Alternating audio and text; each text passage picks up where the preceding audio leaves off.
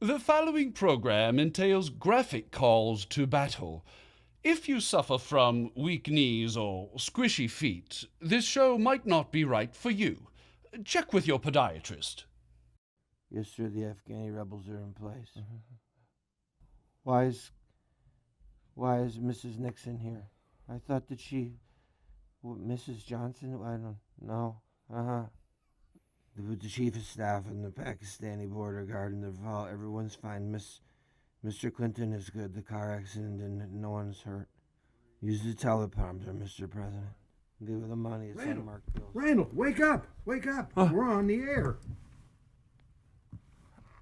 I'll be right back.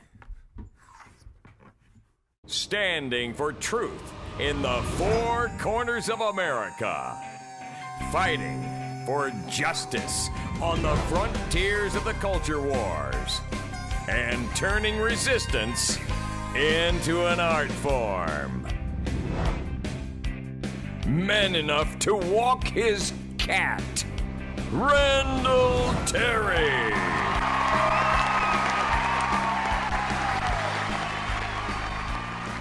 Welcome. Thank you. Luke, use the fork. Oh, God bless you. Thank you. I love you. I love you. I love you. I love all of you that are watching by television. We've got a great show for you today. New York State in an economic meltdown. Evidently, they can't print money like the federal government. And Afghanistan, a huge lithium, copper, gold strike. Hey, we can't help it if they're sitting on our minerals. And terrorism. Is it linked to poverty? Of course it is. Look at all those Haitian and Mexican terrorists that are pouring over our borders. Not. Today's program brought to you in part by New York State, the Empire State. If you want welfare, you've come to the right place. And by Afghanistan, soon to be the 51st state. Or we could just replace New York. I've got a quick word from Sir Reginald Bling, and then a lot to talk with you about today. Don't go away. But turn the thing on, I got something to say. Have you been watching Governor Patterson up in New York fighting over the budget? He is threatening chaos and anarchy. Yeah, they're talking about shutting down the whole city, including, get this, saying no more welfare checks. Governor Patterson, come on. You know you ain't going to stop the welfare checks down in New York City. What do you think is going to happen if you turn off that spigot? There's going to be rioting in the street. So I dare you to turn off the welfare check.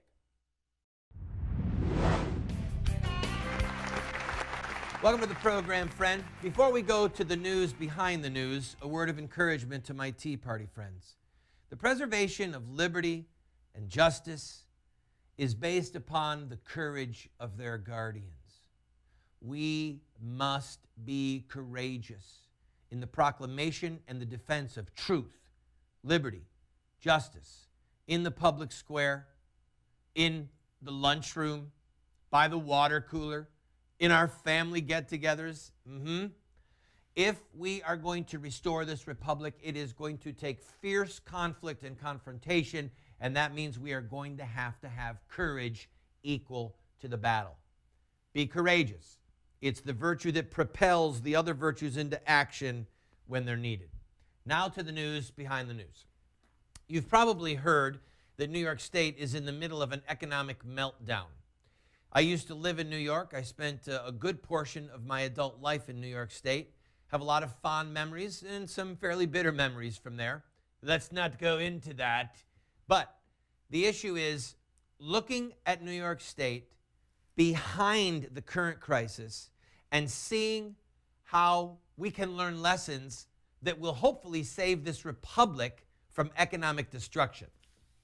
Did you know that in the 1950s, New York State had, listen to this, the fifth largest economy in the world? In the world. Yeah, New York was the fifth largest economy in the entire planet. Now, why? Why was it so awesome? Well, we had a massive manufacturing base.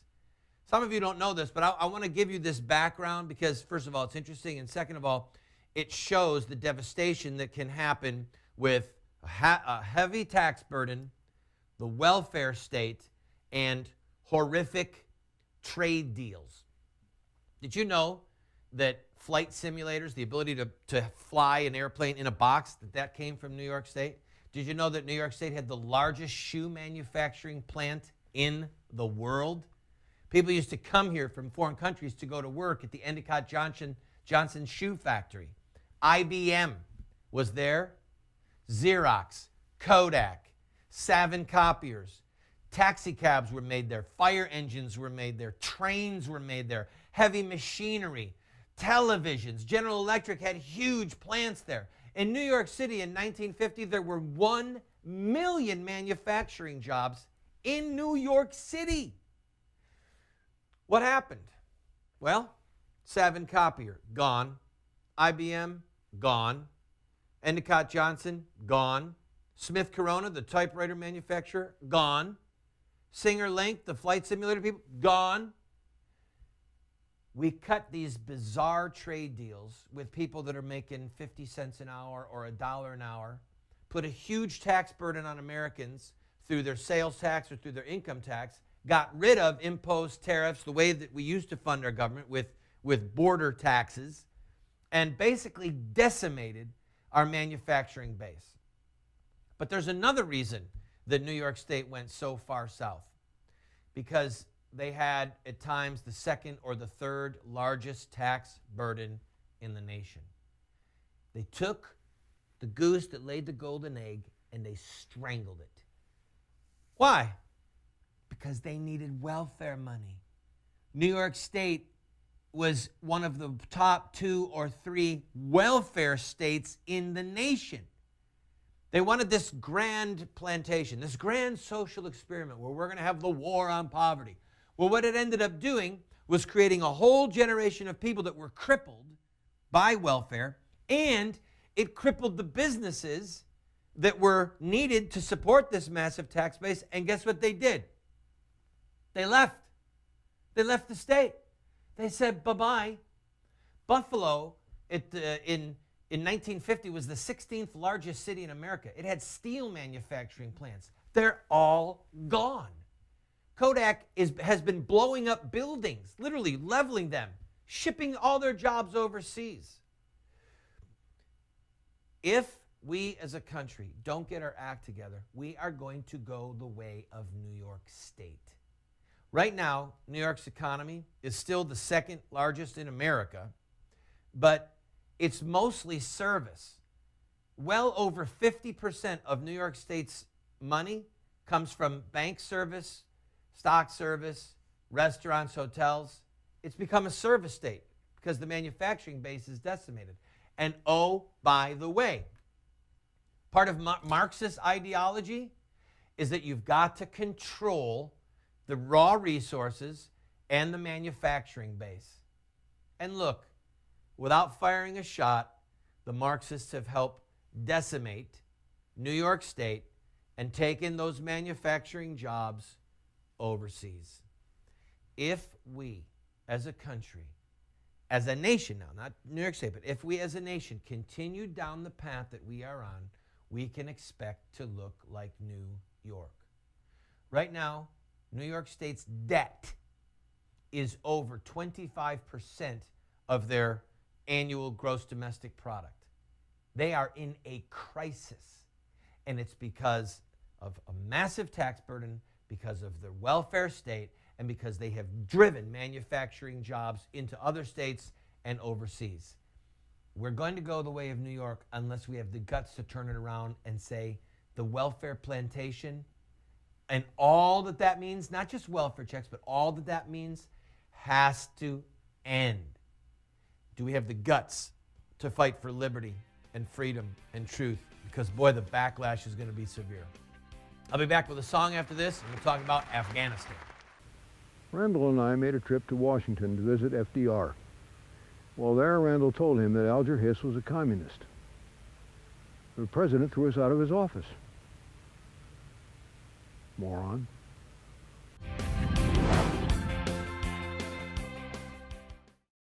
Moments with Moses. If in spite of this, you will not hearken to me, but walk contrary to me. Then I will walk contrary to you in fury, and chastise you myself sevenfold for your sins.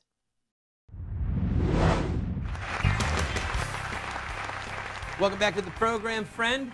A special little number I wrote in honor of Wall Street, Stimulus Bill. President Obama, Harry Reid, Federal Reserve, you've got something I need. I'm drowning in red, won't you rescue me? I need you, please. Got a penthouse in London, my rent's overdue. They repoed my Mercedes, my Ferrari too. Got holes in my Goldman Sachs parachute. I need you, yes I do. Stimulus bill, won't you please help me? Stimulus bill, I'm down on my knees. Stimulus bill, you made a slave out of me. But I love you, can't you see? If Wall Street crashes and London goes up in flames, Barack Hussein Obama, they'll curse all your names. Let the Hicks and the Sticks pay for our tricks. Give them circuses and breadsticks. Stimulus bill, won't you please help me? Stimulus bill, I'm down on my knees. Stimulus bill, you made a slave out of me. But I love you, can't you see? Oh, from Wall Street to London, yes, and Athens, we're gonna bail out everyone. Heck, we might even bail out China next. How would you like your General Cho's chicken? I want it paid for, please. Buy a bailout. Nancy, help me. Thank you. You're very kind. Before we talk about Afghanistan, I want to touch on something that I referred to at the beginning of the show. Does poverty cause terrorism? There are a lot of people that want to blame the terrorist activities of Afghanistan, Pakistan, Iraq, Northern Sudan, and elsewhere on poverty. I want you to know something. Listen to me. It's ludicrous. Jesus said, the poor you have with you always. He didn't say the terrorists you have with you always. Think back over the course of human history. Think back to America's founding days when there were people that were in massive poverty, at times close to starvation. Was there an outbreak of terrorism? I mean, you do remember the Jamestown people who came over here and how poor they all were, and they all became terrorists, right? I don't think so. Or maybe it was those terrorists in Florida who landed and founded St. Augustine. Or maybe it was over in Virginia. No. The problem is this. People do not want to allow Islamic terrorism to speak on its own terms. And so they want to take a Marxist grid, economic injustice, and superimpose it on Islam. Well, you know what? We've had a lot of poverty in this nation, but it didn't result in terrorism. I'm going to take a quick break. When we come back, we'll talk about Afghanistan. Don't go away. In our country, we don't get to vote for laws. We vote for lawmakers who make laws in our name and in our stead. And so if Obama says that he's going to keep killing babies and you support him, then you have participated in the shedding of innocent blood by extension. It is a crime. I have no fear of the future. Let us go forward into its mysteries. Let us tear aside the veils which hide it from our eyes, and let us move onward with confidence and courage. Sir Winston Churchill. Welcome back to the program, friend. It is I, your servant, Randall Terry, the philosophical arms dealer for the right-hand side of your brain. Other big news. The U.S. Geological Survey, who is under contract with the Afghani government, has reportedly found a mineral strike worth $1 trillion. $1 trillion? That's a lot of money. You bet it is. What a tragedy that Afghanistan is sitting on our minerals. All right, I'm only kidding. Anyway, we're talking about iron, copper, cobalt, gold, and lithium. Lithium is, of course, needed for batteries. In fact, one person said in a Pentagon memo that this could be the Saudi Arabia of lithium. We use it in our laptops. We use it in batteries. It's really critical. I have to tell you something. The Afghani government is in a crisis right now with thuggery. Thuggery, yes, Roger the Thugger. No, that's Roger the Shrubber. You have to know your British humor there. Anyway, there's a lot of criminals that are involved in the government right now. And then you've got the tribal warfare and all these guys that are involved in fighting over territory for poppy seeds, heroin, other narcotics. What is going to happen with these minerals? Right now, I guarantee you, there are Pentagon officials that are looking at this strike as an issue for American security. And here's why. Listen closely. If you follow the petrodollar, you will see that an enormous amount of terrorism since the PLO in the early 70s, an enormous amount of terrorism is funded by petrodollars. If criminal elements in Afghanistan, within their government and outside of their government, can begin to control these minerals and create a black market for these minerals, they are going to be able to fund the Taliban and Al-Qaeda in Afghanistan and in Pakistan. So this is going to become an issue of national security. What that means, listen to me, what it means is there will be United States soldiers posted in Afghanistan for the rest of our lives. We are not going to allow these minerals to fall into the hands of criminals and terrorists and those who want to fund terrorists. Think about it. If we allow what happened with oil to happen with these minerals, we're going to have more dead Americans all over the country. You've heard me say it on this program repeatedly, drill in Anwar. And now we've got a mineral bonanza in Afghanistan that could fall into the hands of our enemies. More on this as we go forward. I'll break up.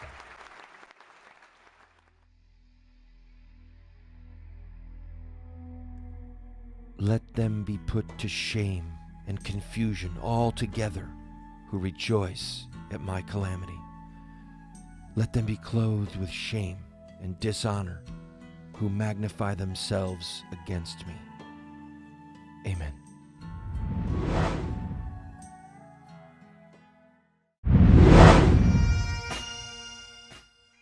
Hi, friend, I'm Randall Terry. George Washington said, "Arbitrary power is most easily established on the ruins of liberty abused to licentiousness." All right, let me break that down for you because it's profound and it's true. There are people who say that liberty means that basically you can do anything you want. Well, American liberty in the 60s and 70s was taken to the breaking point with the sexual revolution, with a drug revolution, with child killing, with the militant homosexuals. All of these things would properly be called licentiousness. Well, licentiousness causes a nation to come unglued. Listen, why do you need bread and circuses if you can have sex with anyone you want? I mean, that's even better than bread and circuses, isn't it? So, liberty taken to the breaking point of licentiousness causes a nation literally to come unglued. And George Washington said, arbitrary power, tyranny, what we have going on right now in many elements of our federal government, is most easily established on the ruins of liberty that were taken to licentiousness. So ultimately, what does that mean? It means part of our mission to bring this country back to true liberty and to break the arbitrary power that's emanating out of Washington, D.C. and our state capitals means that we're going to have to address the ethical issues. Tea Party friends, if you think you can restore America without ending the killing of the innocent, no, it's not going to happen. They go together. God bless you.